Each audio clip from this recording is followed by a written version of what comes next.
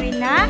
Saya berasal dari Prodi PGSD di STKIP Askia dengan nomor NIM 2020-078. Di video kali ini saya akan menjelaskan atau menerangkan berbagai prospek kerja dari mahasiswa lulusan PGSD.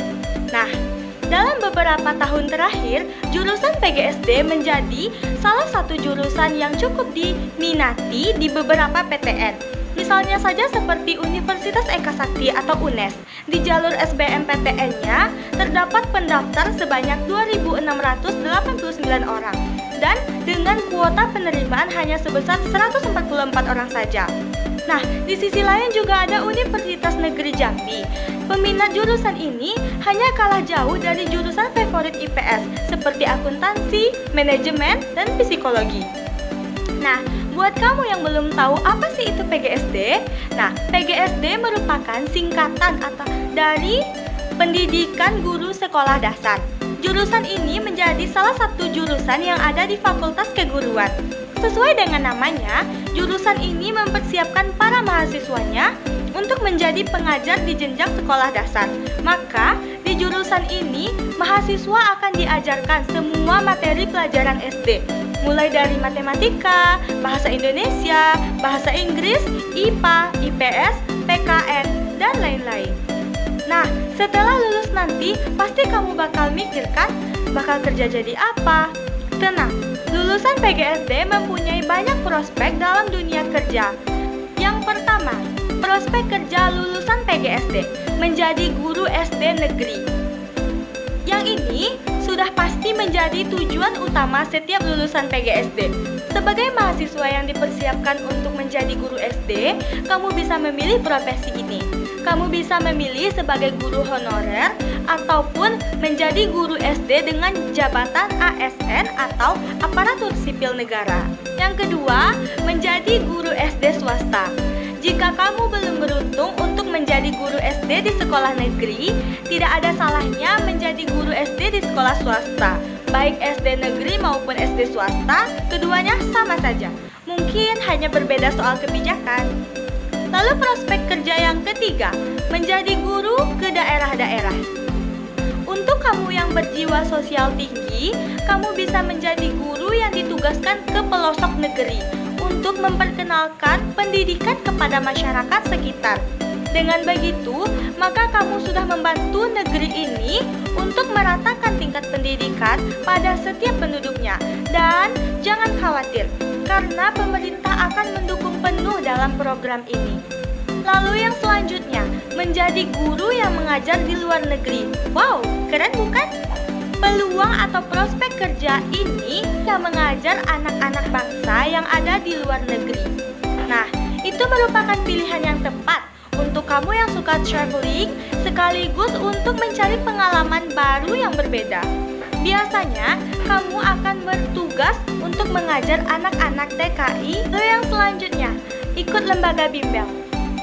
Prospek kerja ini, kamu bisa ikut menjadi guru di lembaga bimbingan belajar. Kali ini, kamu akan bekerja pada sebuah lembaga bimbel dan mengajar sebagai tutor. Selanjutnya, membuka les private. Selain di lembaga formal maupun non-formal tersebut, kamu juga bisa membuka les private. Jika kamu di lingkungan rumahmu banyak anak kecil atau anak yang masih sekolah, hal ini bisa kamu manfaatkan. Kamu bisa memberikan kursus kepada anak-anak di lingkungan rumahmu.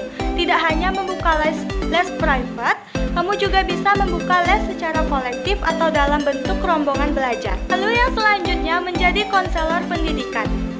Dengan menjadi seorang konselor pendidikan, kamu dapat membantu para klien untuk menemukan jurusan sekolah yang tepat. Latar belakang pendidikan yang kamu miliki tentu membuat sedikit lebih paham dan lebih peka terhadap kebutuhan masing-masing siswa. Jadi, kamu bisa menyarankan untuk masuk ke sekolah terbaik yang sesuai dengan kemampuan anak.